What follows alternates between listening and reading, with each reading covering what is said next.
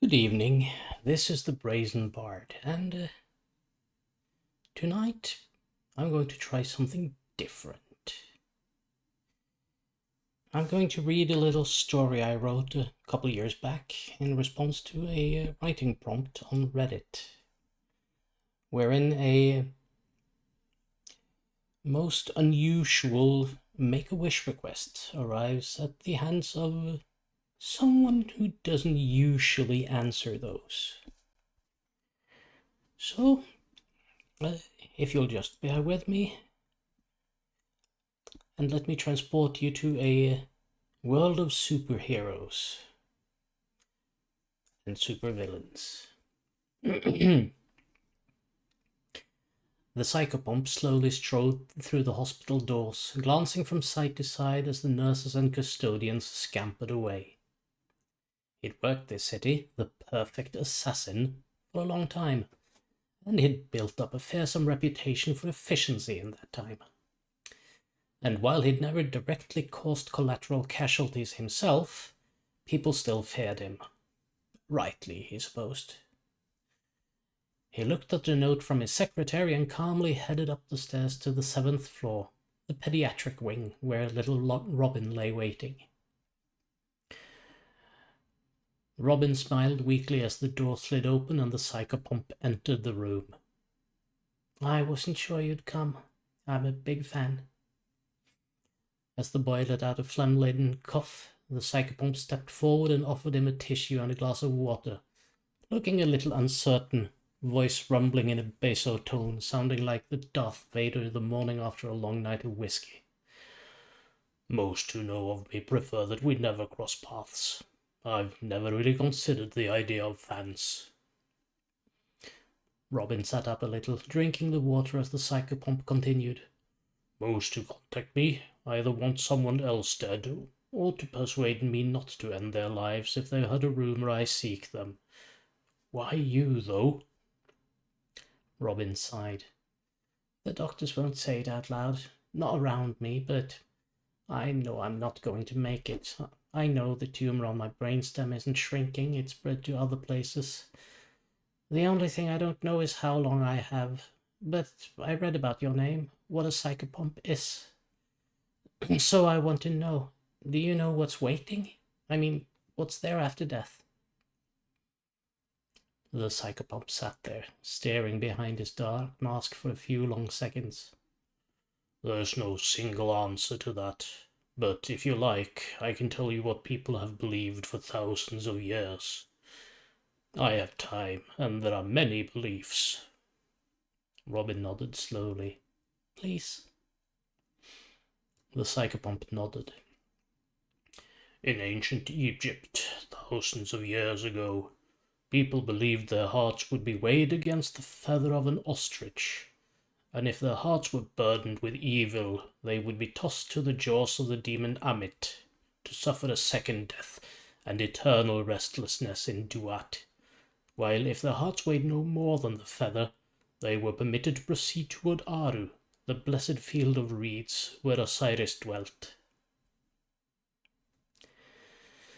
Lawbringer strode into the hospital, nodding to the hospital staff as he went. He'd faced off against the Psychopomp a few times, but the bastard had never entered a hospital before. He'd always made sure to be somewhat secluded, taking impressive precautions to avoid killing anyone other than his target, so what was he doing here? "Nurse Hagen, where's the Psychopomp?" The nurse looked a little flustered at his direct address. He's on the 7th floor, room 32, Mr. Lawbringer. He's been there since yesterday, not actually bothering anyone. He's just been sitting there and talking to the patient, stepping aside to let the doctors and staff work, and then sitting back down. We're not sure what they've been talking about, but..." Lawbringer snorted and began running up the stairs, calling in a message to the home front to let them know where the damnable assassin was lurking, so they could try to pinpoint who or where his intended victim was. Probably another sniper victim to be. "And then you have the more recent oddities like Pastafarianism, where things are a little absurdist in nature, whose idea of afterlives involve a bear volcano and a an industrial adult entertainment factory. The difference between the good and bad afterlives being in whether or not the beer is stale and the entertainers have diseases. Though I would honestly not put much stock in that one, since it's a complete fabrication device to poke fun at the creationist movement. You might not have paid much attention to those particular... one moment, Robin. The Psychopomp quietly stood up and slid over to the door, opening it noiselessly and whispering softly. Come in, Lawbringer. I am sure you wish to speak with me, and it is past visiting hours for the others here. Lawbringer blinked at the unusually dark shadows under the hood before him. Had the Psychopomp ever looked so dark before? No matter, he followed the villain inside and let him close the door quietly again. Psychopomp, I don't know what you're here for, but I can't let you. The Psychopomp shook his head and held out the note, speaking softly. Definite article, Lawbringer. Never forget the definite article. I received a phone call, an unusual request. A fan wanted to see me, courtesy of an organization I understand you have some association with, too. He sat down while Lawbringer read the invitation. Well, Robin, I think that's most of them. There are a few variations, but those are mostly minor distinctions. The water in one version might look a little greener, while it looks bluer in another. But I believe I've covered most afterlives of which I am aware. So you see, there's no clear answer to where people go when they die. It all depends a lot on what they expect to, what they believe will happen to them. Some fear their passing, judging themselves harsher than the gods they believe in would, and others expect some lavish reward for their lives with dubious justification. So a great question for you then is, what do you think will happen? Lawbringer handed the note back with a sour look. Okay, let's say that I buy the story. Why would I let you just walk away once we get outside the hospital? You're wanted for more murders than most can count. The Psychopomp shrugged. Was the darkness around him thicker? As he waited for Robin to consider the question. Why do you assume you will have a choice? You've never been able to hold me, never stop me. It is presently 8:52 in the evening, and I will not remain here for much longer, I think.